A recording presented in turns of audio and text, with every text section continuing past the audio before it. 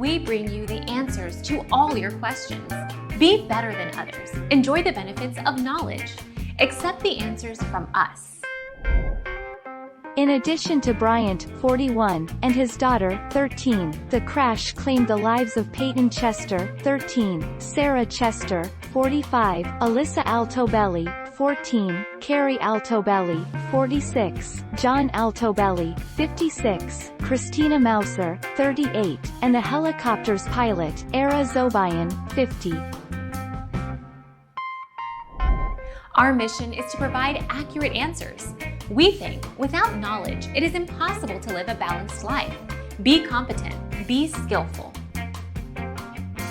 Thank you for watching. Don't forget to subscribe and hit the bell notification.